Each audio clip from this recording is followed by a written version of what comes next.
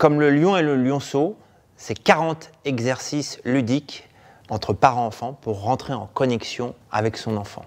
Quand j'ai eu ma première fille, Juliana, j'étais complètement démuni par rapport à elle. Je ne savais pas comment rentrer en connexion, je ne savais pas comment jouer avec elle. Et quand je demandais à des mères de famille, à des amis, mais qu'est-ce que je peux faire? Moi j'ai l'impression de m'ennuyer. On me disait, il faut seulement être présent. D'accord, être présent, mais comment on fait?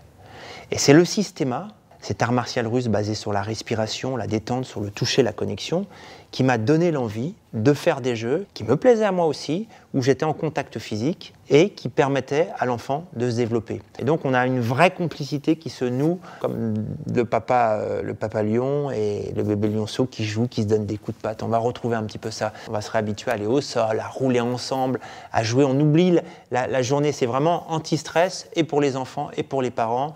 Et dans le développement d'une relation fluide, harmonieuse, qui génère beaucoup de calme dans la maison, parce que les enfants, ils ont besoin de s'exprimer, de se défouler, et souvent, si on ne leur accorde pas ces moments de toucher, ces moments de partage, ils vont le manifester autrement. Il y a vraiment un principe de base. Lorsqu'on met de la force, on récupère de la résistance. Et lorsqu'on arrive et qu'on est fatigué, et qu'on veut que les enfants nous obéissent, fassent quelque chose qu'on aimerait qu'ils fassent parce que c'est l'heure d'aller manger, c'est l'heure du coucher. On a un manque de patience, on met de la force et en échange on obtient de la résistance. Si on prend quelques minutes pour amener ce qu'on veut, le désir qu'on a à travers le jeu, on devient complice avec son enfant, on rentre dans son univers et ça va être beaucoup plus facile de l'emmener là où on veut.